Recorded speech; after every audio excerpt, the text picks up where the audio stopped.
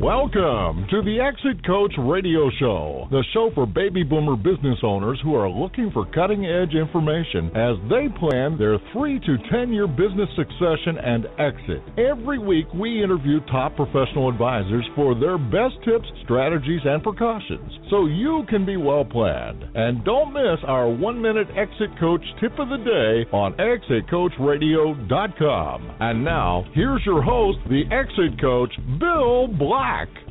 Well, thanks for joining us. Welcome to the show. Our next guest, well, let me ask you a question first, business owners, listeners out there.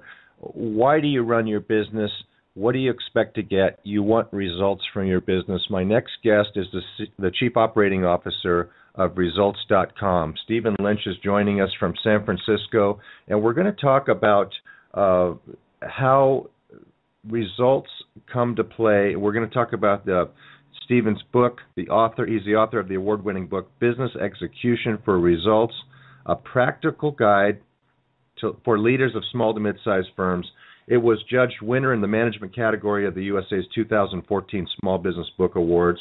He's written articles in The Economist, personally consulted with the leadership teams of hundreds of client firms around the world. He writes a weekly email newsletter that has over 40,000 business leader subscribers around the globe. And Results.com is a growth firm with offices in the U.S. and New Zealand, and the methodology they teach clients is the exact same methodology they use to run their own business. So, Stephen, welcome to the show, and thanks so much for joining us today. Bill, it's a pleasure to be here. Thank you for having me. Stephen, tell us a little bit about this, about how Results.com got its start, and a little bit about your background. Well, as you can probably gather from my accent, I'm not from around here. I'm originally from New Zealand, and that's where Results.com was founded. We were founded as a business coaching, as a business consulting firm back in 1996. And for many years, we helped companies to create their strategic plans, and we supported them in the months and years to follow to make sure that they executed those plans effectively. And along the way, we realized we wanted a way to actually track the results of what our clients were doing in terms of how well they were executing their plans, how well they were hitting their numbers. And, we started out originally doing that with spreadsheets, tracking key numbers, tracking key projects. Eventually, that evolved into software. And now Results.com has transformed from a business consulting firm that uses software to support its consulting. And we've done a complete flip. We're now a software firm that uses our business consulting pedigree to support our software. Okay, so it's so important that especially small business owners have a handle on their results. But did you find that most small business owners just kind of wing it when it comes into that area? Yeah, I mean, they're certainly creating financial statements, and they're getting a good rear view vision of what it is that they're achieving financially. But companies, we found, are not very good at tracking results in real time. They're not very good at executing on the key projects that they decide at their planning meetings. They're not very good at determining and tracking what are the key numbers that we need to achieve on a daily, weekly, or monthly basis, that if we can achieve those key numbers and engage our people around those key numbers, they're the ones that are going to make all the difference. And when you first start working with business owners, did you find that they were measuring the right things, or were they, a lot of people will look at work in progress, recent sales, things like that. But a lot of companies struggle when they're trying to figure out those right key performance indicators, or KPIs. So do you have any insights you can share in that area? Yeah, in fact, research suggests that 92% of companies don't measure KPIs very well, and our experience certainly bears that out. Wow. Yes, they're good at tracking the things that they capture in their monthly financial statements, and they generate an income statement, balance sheet every month. But most companies don't know how to track the key numbers that drive the outcomes they're looking for. And every industry's got some key metrics that are common to those industries that you can track and use for benchmarking purposes, and we'll probably start there. But what we do is we sit down with each business as part of onboarding them into our software product and look at, I guess, the key drivers of their business, identify the key drivers, and help them figure out, what are the key activities that drive outcomes in this area. What are the key effectiveness measures that drive outcomes in this area? Generally, businesses are pretty good at figuring out the outcomes that they want. They're not always that good at figuring out what are the activities I need to measure, what are the effectiveness metrics I need to measure, and we help and support them in that regard. I see. Okay. And so let's talk about strategic planning for small business owners. What are some of the biggest challenges or mistakes you see in that area? I guess most companies will come to us and they go, here's my strategic plan, and it's basically a lot of goals. And goal setting's good, but goal setting's not strategy. And many companies might think they've got a strategy, but what they've done is an exercise in goal setting. And what we, I guess, have to help them to understand is that, yes, we probably want to grow our businesses, but growth's not a strategy. And maybe you want to improve the quality of your products and services, but that's not a strategy either. And maybe you want to be more efficient, but that's not a strategy either. Or maybe you want to be more agile, and agile's good, but being agile is not a strategy either. It's like, what is strategy? Well, it's about getting really clear on what's happening in your industry, what's likely to happen in your industry in years to come, and going through a disciplined thought process to get a thorough understanding of how your industry is likely to play out, and getting very clear on what are the key moves we need to make here to position ourselves for success this year, but also in years to come. And I guess strategy, it's about balancing two contexts in mind. One of them is like, I've got a business right now, I need to make sure I'm improving it. So short-term strategy is about improving what is. Most people get that, most people understand that. But long-term strategy, you need to think, what do we need to become here? And sometimes it requires forgetting the past and even reshaping your business so that it can more effectively compete in the future. And that's the real challenge, balancing those two opposing concepts. So you've got to run the business and improve the business that you have, but you also got to think, what do we need to be? What do we need to create here? And keep both of those contexts in mind at the same time. That's great information. So it's focusing on your industry, focusing on the short term and long term. What's the definition of short term and long term these days? I mean, it's changed radically from before. Yeah, short term for me, I like to think in terms of quarterly sprints. So let's get clear each and every quarter, what are the top three things that if we could get them done this quarter would make the biggest difference. And I limit people to three. I remember Steve Jobs from Apple did something similar with his executives. He'd take them to an offsite, he'd say, what are the 10 things we need to get done? And everyone would fight to get their item on the list, and he'd list up the top 10 eventually, and then he'd go, okay, we can only do 3 of these, and he'd pare it right back to 3. And you need to do that with your business as well. Okay, you might have a whole lot of things you want to do this quarter, but we're going to focus on 3. What are those 3 things that are going to make the biggest impact on our business? And for me, short-term strategy is about getting very clear on what are those 3 things that are going to make the biggest difference. Long-term strategy, I like to look 3 to 5 years out, and many people sort of struggle with that.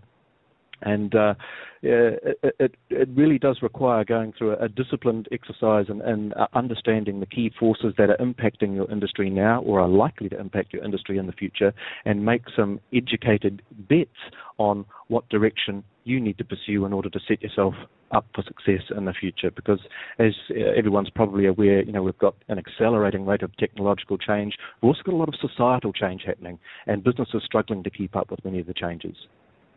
Yeah, I was going to say, in today's technology world, 3 years or 5 years can be a radical difference from where you are today.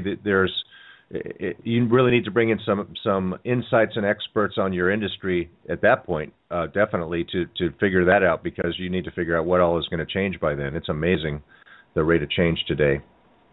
And I even, some people say, oh, we can't plan that far out, things are changing so quickly. And I always share a quote by Jeff Bezos from Amazon.com, and he says, I plan 7 years into the future. My competitors are planning 3 years into the future. And I figure, well, here's a company right at the forefront of the technological revolution. He's looking that far into the future. It behooves us to at least look 3 and maybe even 5 if we can. Well, for some of these guys, we need to know what they're thinking 7 years in the future to plan our 3 years in the future, right? Yes. Because some of their platforms are out of this world. Now, let's talk about transparency. And one of the things that we talk about a lot for business owners, especially in our audience, is that you need to have these KPIs and this dashboard put together so that you can manage your business and elevate yourself to the owner position as opposed to the doer position. And your company, Results.com, provides management dashboard software that helps organizations be more transparent in the way they manage their business. So tell us a little bit more about the importance of transparency. Yeah, and in fact, I'll talk a little bit about some research from the Harvard Business School, and they found that transparency, they call it radical transparency. It's a new term, but it's not necessarily a new concept. But it's the concept where everyone in the company can see which parts of the business are working well and which parts are not working so well. And they can also see which people are working well and which people are struggling. And what the Harvard research found is that when companies operate in that manner, when they make that sort of information visible, that those companies achieve superior returns. Now, it's not a new concept. And in my book, I wrote about the concept of Navy pilots landing an aircraft on an aircraft carrier. And every time they land, they go below deck and they get to see how their landing scored. And every pilot gets their landing scored for safety and technique. And they get a little score plotted on a board, which the Navy call a greenie board. And your landings are graded green, yellow, or red. Green being a good, safe landing. Yellow, you can do better. Red, no, that's an unsafe landing and we need to work on your technique. And any Navy pilot will tell you no one wants to have those red marks next to their name, and no one wants to be at the bottom of the greenie board. So even without their officers having to say anything, those pilots are already thinking, what do I need to do to improve my performance here? They're getting together collaboratively and helping to support each other to improve their performance. So that's the concept. It's like making performance visible in real time so that people can see it, that people can discuss it, and that people who are performing well are getting acknowledged for their contribution, but also those people that require our help and support, we know where we need to focus our time and attention to help and support those people. That's fascinating. So creating those visible dashboards that are then shared with management in the company so that everybody, without speaking a word, everybody is figuring out, okay, how do we improve these areas that need to be improved? It's baked into the day-to-day operations of the company. Yeah, and that's step one. Making performance visible absolutely is step one. But many, leaders we've seen have fallen into the trap of thinking that's all I need to do. If I make performance visible, then management's going to take care of itself. I don't need to do that messy job of speaking with people and dealing with poor performance anymore. And I would say it's going to help you be a better manager. It's going to help you be a better leader. But no, you absolutely still need to manage your people. You absolutely need to discuss performance with them. And I guess having a cadence of regular meetings with your people, both on a team basis and on a one-on-one basis. And I really want to emphasize the importance of one-on-one meetings, but each and every week you need to actually discuss performance with each of your direct reports and commend them for things that they're doing well, but also the dashboard will highlight the areas where they're perhaps not doing so well. And it's just a simple question you need to ask them, what's happening here? And get into a discussion around that performance. And if people know that each and every week their manager, their leader is going to have a discussion with them about the performance that's displayed on their dashboard, people start to take performance seriously and managers start to be much more effective at managing their people, at engaging their people, at achieving better results.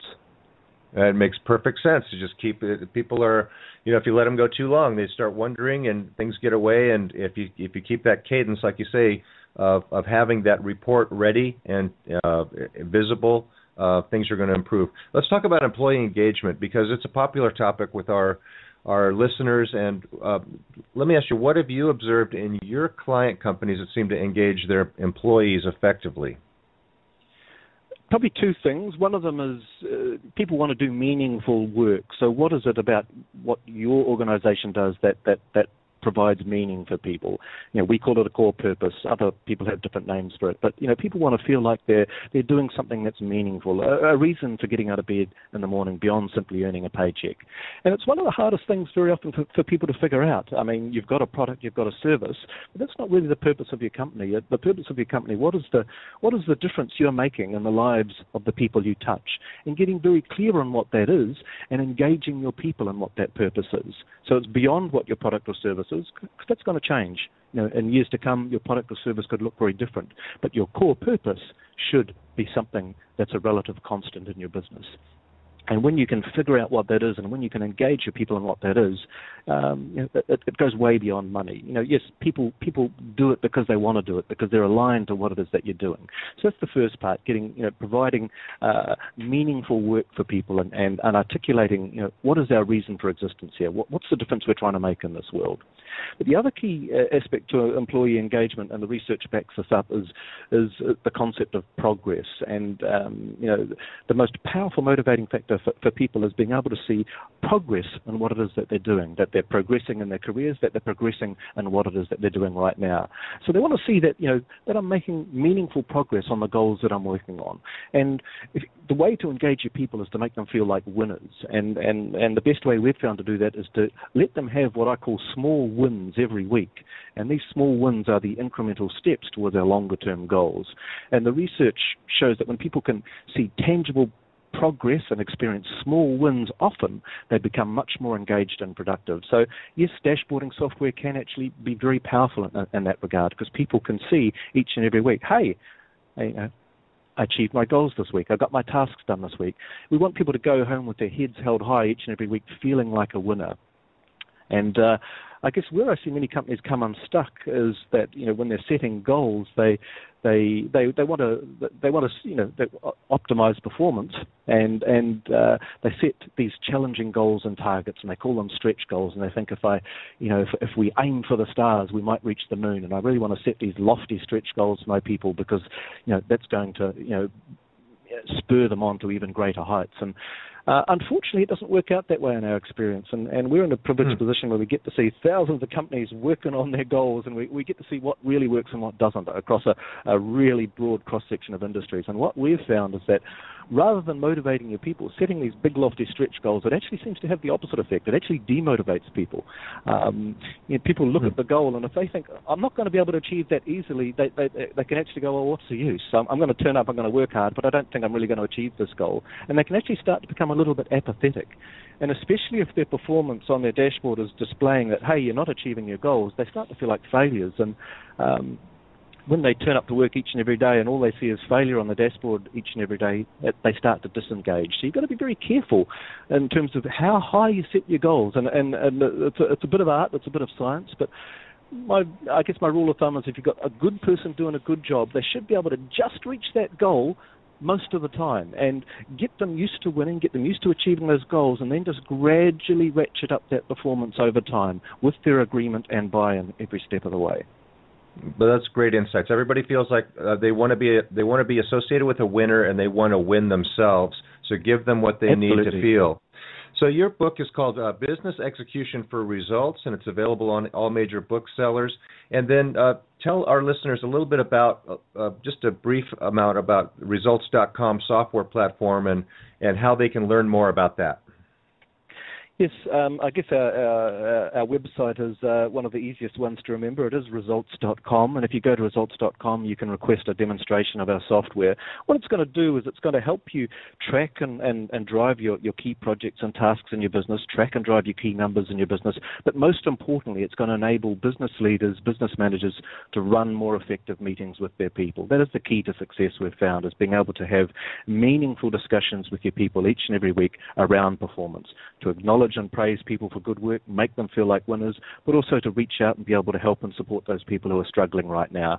And being able to run effective meetings is key, where you've got the data you need to have meaningful discussions and make meaningful decisions. So it's very easy to remember, results.com. Listeners, you can go check it out. And how else, is that the best way for them to learn more about your company, is go to the website, Stephen? Absolutely, yes. And you have your book out, and that's called, tell us about, what's the title of the book again? It's Business Execution for Results. It's a practical guide for leaders of small to mid-sized firms, and it basically steps you through the journey of, okay, how do I create a strategy for my business? How do I then engage my people in effectively executing that strategy for my business? And it's based on our work with thousands of clients over the last decade in terms of what it is that we've found really works. Stephen, I wish we had more time. Thank you so much. Everything you said was extremely valuable for our listeners. I hope they'll take heed. I hope they'll go to results.com. I'm going to check it out myself and ask you maybe to come back again and tell us some more in-depth stuff about it, because you've learned a lot about businesses and you're really helping our business owners in the country. So thank you so much for joining us today, and I look forward to the next time we speak. Thank you, Bill. It's a pleasure, and I love what you do. Thank you. We're going to take a short break after this. We're going to be right back, so please stay tuned.